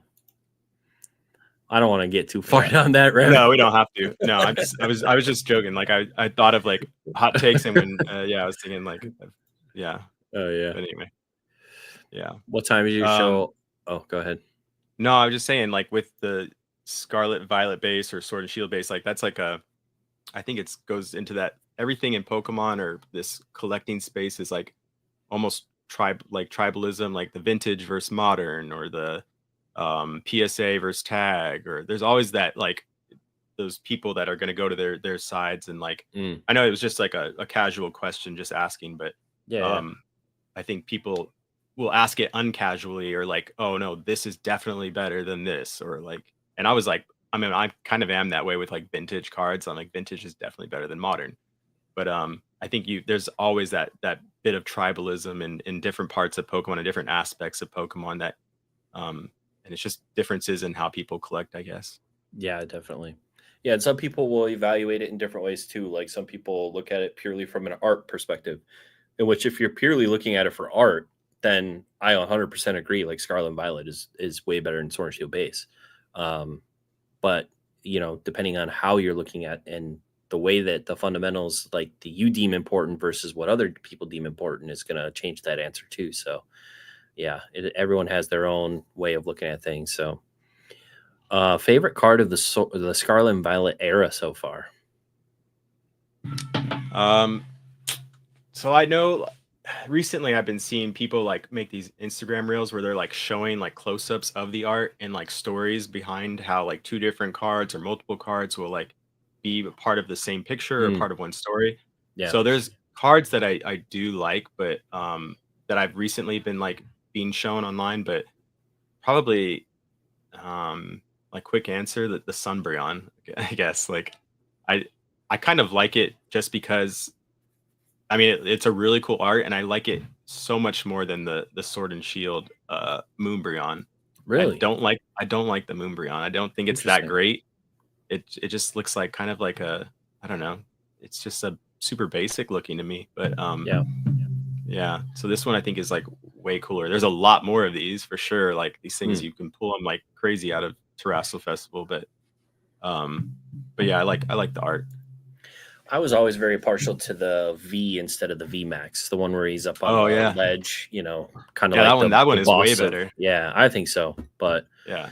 it's not as rare, I guess. Same with the Rayquaza. I think the Rayquaza V is way better than the V Max too. Yeah. But Yeah, I agree. What's your favorite Scarlet and Violet? oh, Scarlet and Violet favorite card. Hmm. Um, that's tough. I'm trying to run through all the. The Mew from 151 is cool. I mean, The Bubble Mew is a great one. I like that that one. one. Man, I don't know. I do like the Magic card because I like that the Gyarados is kind of hidden up there, and until you see it, it's kind of like a nice little surprise in the artwork. I'm not a fan of that one either. People love that card, but You don't like I that don't know one? why. I don't know why. I'm just like, eh. I'm gonna have to actually bring up the card list because all I keep thinking about is Sword and Shield cards, alternate arts. But yeah, let's while I look, we can. So Grimer's comment: people love picking sides except for Dan. yeah, Dan the Fence Man. Yeah. I don't think I have one in Journey Together, although the Articuno is nice. I don't know. I don't know. What's your favorite card, like all time? I'm sure you said it before. I just don't. Dark Charmeleon from Oh, okay. Yeah, yeah. Team Rocket. That's my favorite one. Yeah, it's cool art. Yeah, I like that one a lot. I like the I want to say Versus series, but I think it's web series. The web series with the E series border, and they redid the artwork for Dark Charmeleon. Super, super sick. Yeah. Yeah, I would have to look. I can't. Oh, the Zapdos from Scarlet and Violet 151. Zapdos, Articuno, Moltres. That one is probably my favorite. Yeah, that's a good one. I like that one. Cool. I do also really like those promos that they put out, the Greninja and the Kingdra. Especially the Greninja was a super cool card that they put out as promos as well. But yeah, I do like. I like the Zapdos a lot. That's probably my favorite so far. I wish they just did the other ones too with it. Like I know they're in the background, but I wish they gave the other two like their own card, like different scenes though. Yeah, yeah, and I know that they put out evolutions later, obviously in Terrassel Festival, but it would have been cool to get like Eevee, Vaporeon, Jolteon, Flareon all in one card somehow. That would have been a really cool but you can't ask for too much, especially Yeah, when that set was coming out. we'll get some bangers in Rocket pretty soon. Oh, I hope so. Yeah, that's gonna be. Yeah, We should be getting those soon because the set I think comes out in a week or two, right? So we should be getting some leaks. April 18th. Well, yeah, we'll get the leak. April 18th is I think the release.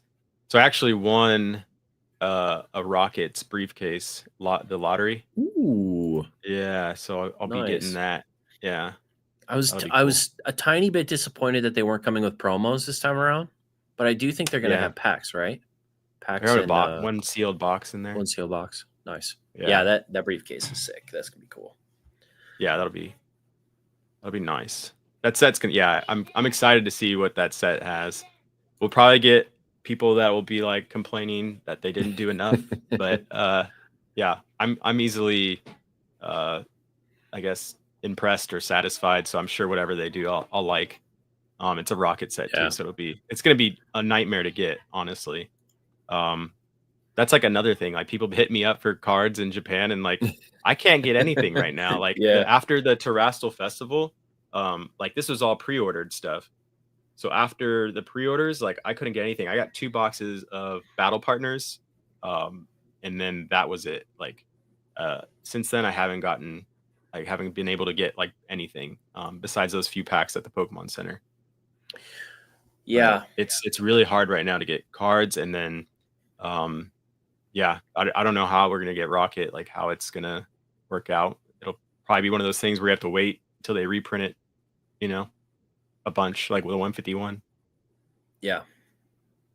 Hopefully they do. They should because it's gonna be a big set. It's not a specialty set though, which is kind of interesting, but Yeah, it should be yeah, it cool is. though. I did for Shug. Let's see. When are you sending more snacks? I will. I'll get on that. I just sent out 3 boxes to my podcast co-hosts. So Nice. yeah, I sent out 3 boxes to them, and then yeah, I sent a chef a box a while back with some snacks. I don't know if I sent any. Oh, I sent sumo packs. You know the Yeah, sumo yeah. wrestler packs. I got a.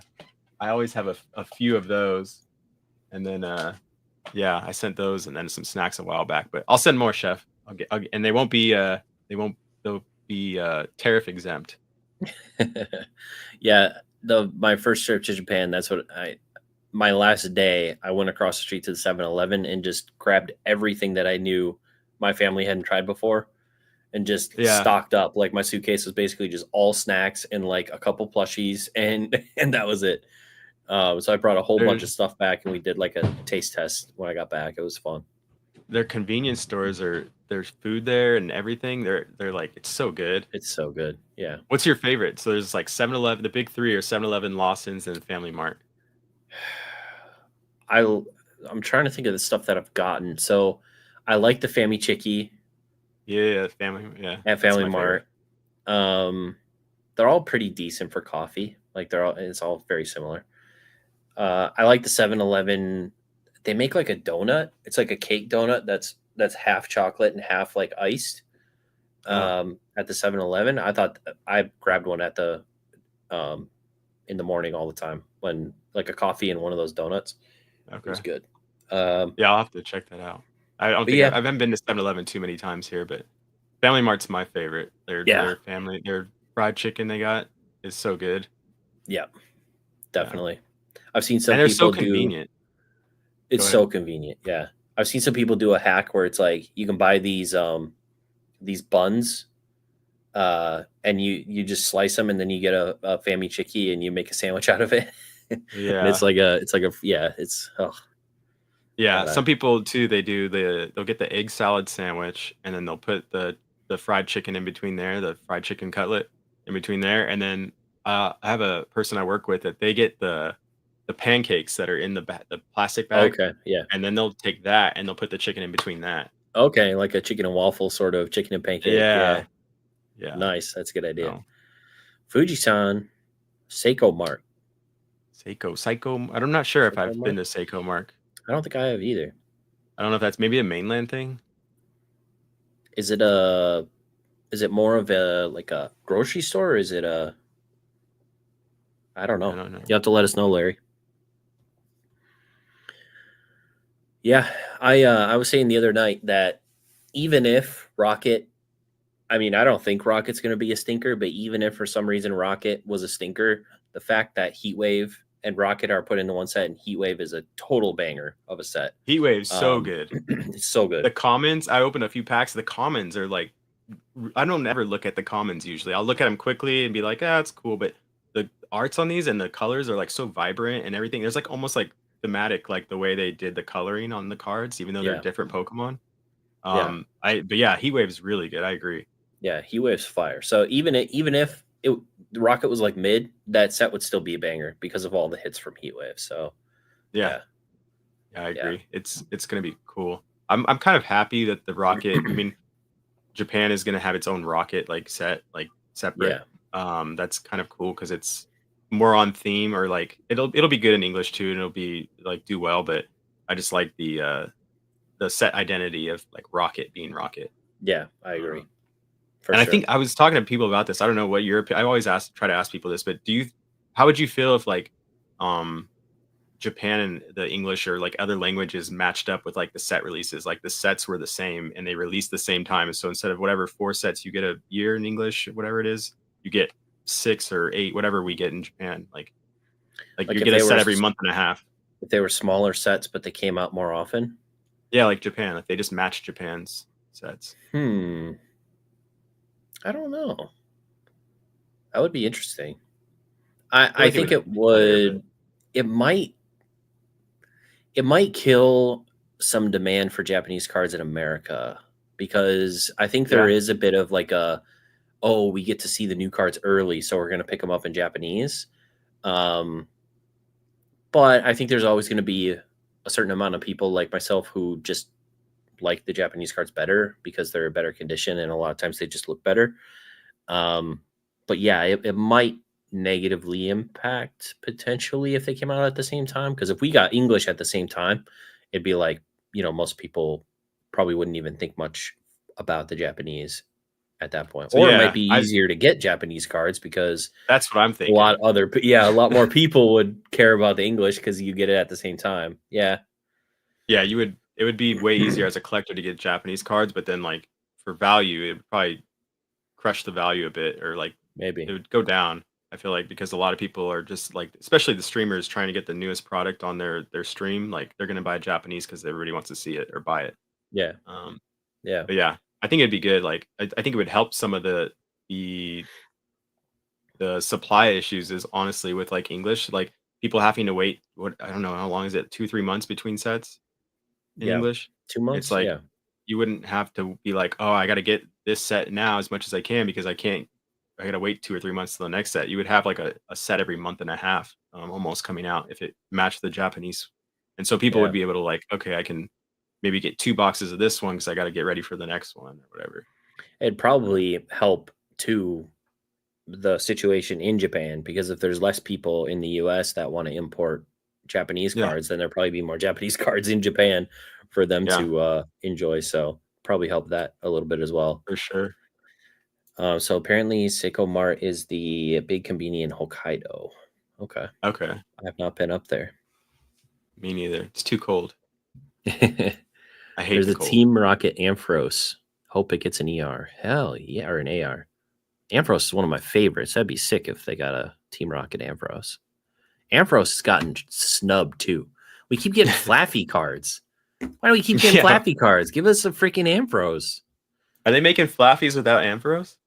Yeah, they did a Flaffy art rare where there wasn't an Ampharos like art rare. Oh, just the art. You're talking about like art rares. Okay. Yeah, just hits, I guess. We keep getting Flaffy hits. It's been a while, I feel like, since an Ampharos.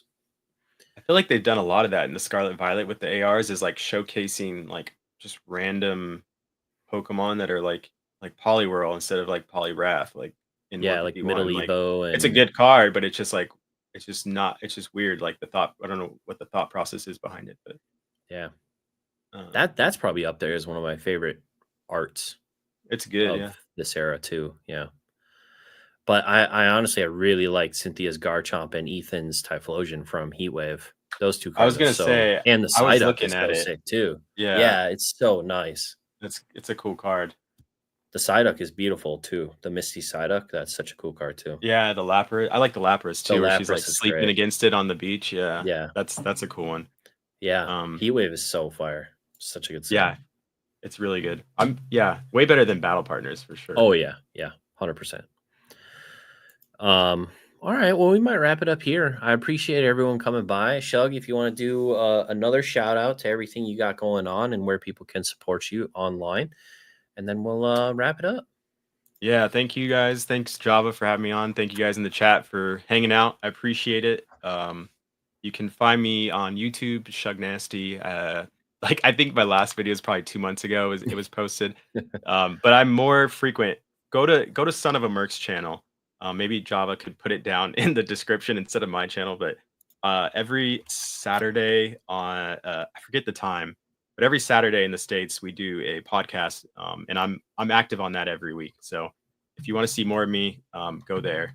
And yeah, you can find me on Instagram. Go ahead and feel free to DM me if you guys have any questions about anything about Japan or collecting cards in Japan or Top Sun or non-TCG stuff, niche stuff. Yeah, appreciate it. Had fun. It was good. Awesome. Well, thank you very much for joining me. Once again, if anyone wants to come on Wednesday, hit me up in the DMs. I'm looking for somebody to fill a spot. Otherwise, tomorrow we are talking to old school Pokemon. And then right after that on Monday, we're talking to Mason Cardinal Gaming. So two heavy hitters coming up. So yeah, it should be very fun. All right, guys, we'll see you later. Thanks for stopping in today. I appreciate you. Hit the subscribe if you're not already, and we'll see you tomorrow. Bye-bye.